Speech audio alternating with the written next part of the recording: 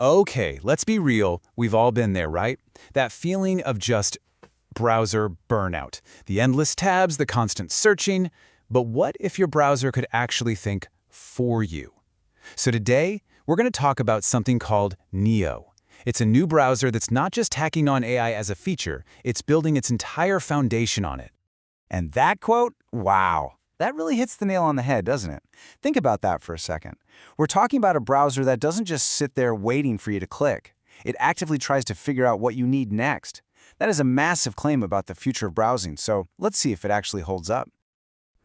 Okay, that brings us to the big question here. What does that even mean? What is an AI native browser? Is it just some fancy marketing term, or is this really something different from what we use every single day? Let's dive in and find out. All right, so first things first. Before we can really get what Neo is trying to do, we've got to talk about the situation right now. Because let's be honest, the way we browse the web today feels, well, it feels a little broken. Yeah, I'm willing to bet this slide looks pretty familiar to just about everyone. The endless manual searching, that absolute sea of open tabs, and of course that lingering, kind of creepy feeling that you're being followed around the web. These are the exact frustrations that Neo is setting out to fix. Okay, so how is Neo supposed to fix all of that? Well, as this slide hints, it's all about giving the browser a brain.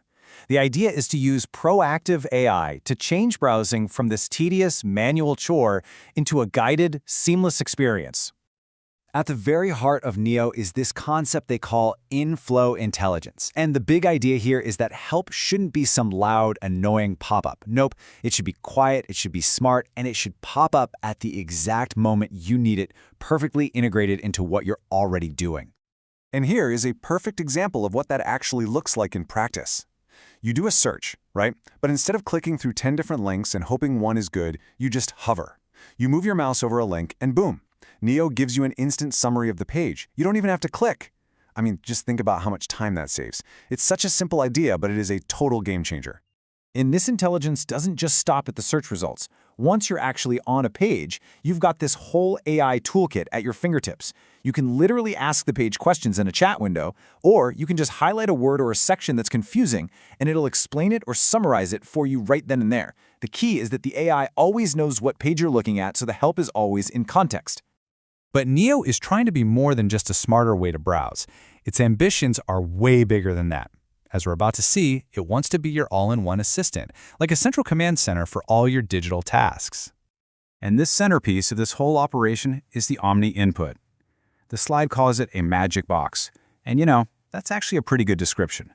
It's this one single command bar where you can do just about anything you can think of. And just look at the kind of stuff you can do from this one little input. I mean, sure, you can do a web search or a chat with the AI, but you can also just type powerful commands like summarize this page or explain like I'm 5, or even something really cool like analyze the author's perspective. It's all designed to make your workflow super streamlined. It also works as a pretty powerful writing assistant. You can ask it to improve your grammar or rephrase something to be more clear. But what's really interesting is its promise to learn your personal writing style, so the suggestions it gives you still sound like you, not like some generic AI. Now, with all of this AI power flying around, it'd be easy for things to get, well, overwhelming.